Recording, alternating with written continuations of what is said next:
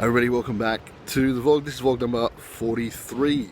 This time coming to you from the end of Tallebudgera Creek. Have a bit of a look around in a moment, but lovely area of the Gold Coast. It's got a bit of everything in terms of water facilities. It's got your beach, it's got some waves for the surfers, or in fact some stand-up borders just across from me. We've also got a bit of a sheltered sort of swimming area that a lot of people frequent, particularly on weekends. And this is a view down to the bridge and the swimming area, a little bit sheltered from the ocean there. Further down to the mouth of the creek and some waves. You've got some stand-up borders over there. Across to the beach area where you've got some lovely waves and a nice place to relax on the weekend. But anyway, getting to the point of this vlog, we're going to look back at the recently completed APT Gold Coast from Southport Sharks.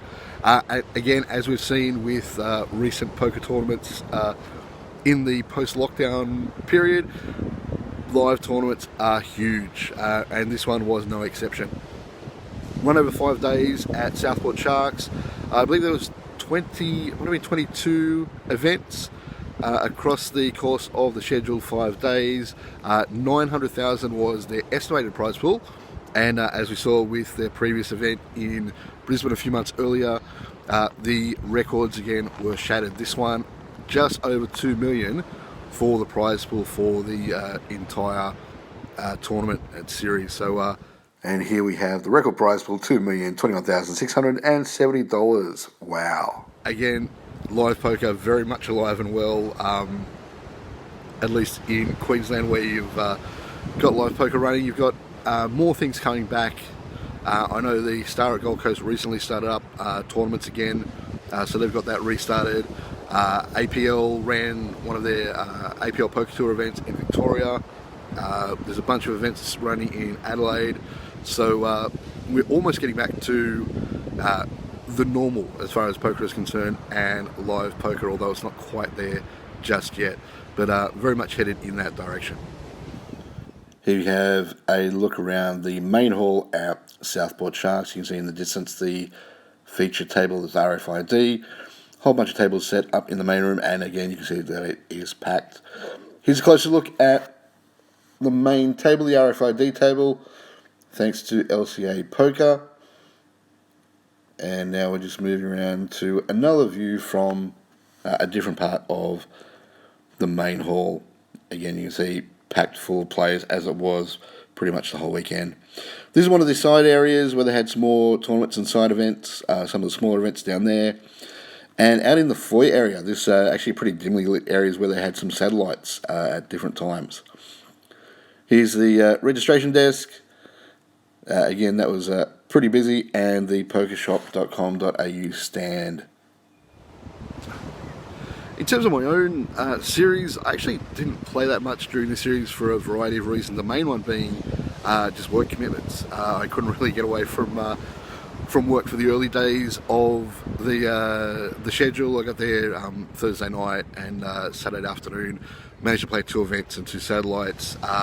But yeah, the events that I actually really wanted to play in, unfortunately I couldn't make it again due to work commitments. So the high point for my tournament was actually in the pre-tournament lead-up. They put out their new event flyers, event posters, and this time they decided to put their past winners on the posters. So my high point was when the short deck poster came out, I got one of my as a past winner down the bottom. So that was my high point, and unfortunately it was all downhill from there. And here we have the lovely poster in question.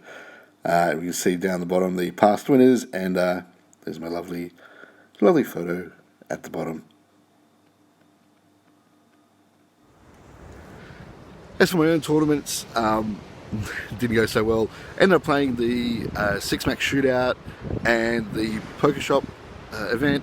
The six-max shootout had moments, ended up coming third overall at my initial table. Essentially came down to one big hand. Against the chip leader, I'd raised with ace-8, went on a three-handed, obviously three-handed, and the board came out 8-4, flop came out 8-4-2. He check called the bet, And when the 4 paired on the turn, he check raised. I decided to call the raise, and he bet the river. Called the river, and of course he had turn trips with, I think it was actually 6-4 offsuit. So that was a big hit to the stack, and obviously made it pretty tough to come back from. So yeah, ended up busting in 3rd place at the initial table, so no cash for me there. So that was a little bit of a disappointment for the 6-max shootout, which is one of the events I was really looking forward to.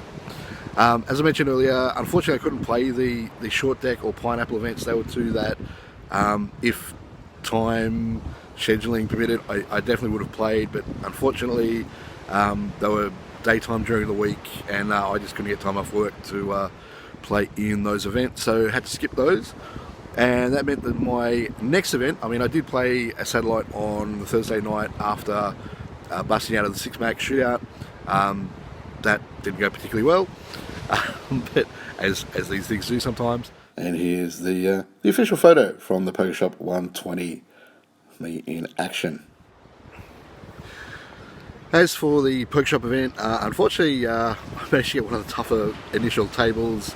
I had people like Ling Liu, former main event winner, George Frilingos, who had won the previous series high roller event, and Corey van Jaarsveld joined a little bit later.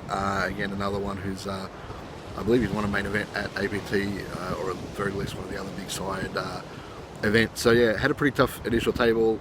Hung around for a while, but eventually busted midfield.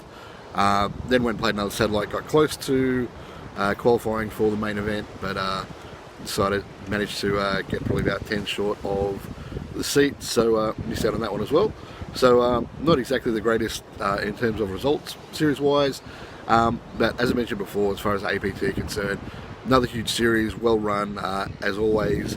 Again, it seems like every time they run an event, they iron out little kinks in the process. So this time, rather than giving out little cards with pre-printed tickets, you actually got to, they printed out a ticket which already had a QR code, as well as the voucher number that you could then just scan with your app, and then scan that to then register on your app for the event that you were after, and then go and print your ticket as needed. So again, always looking to improve how they do things, and that's good to see.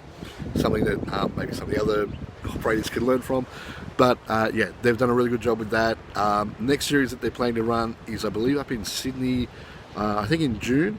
Not sure if I'll be able to get up there for that. I'd definitely like to if I could, but see how we go in terms of other things that are on for me at that time. But I'd very much like to get up there if I could. See how I go. But I suspect the next big series that I'll play personally will probably be the Check Raise 6-max series at Acacia Ridge. And in particular, one event that they've got is a 5-card draw event. They're actually running it as 5-card draw high, and I'll try and actually put out a few videos in the coming weeks looking at draw poker and what you can learn in trying to improve your draw poker. But that's going to wrap up vlog number 43. Hopefully you've enjoyed it, and hope to see you at another video sometime soon.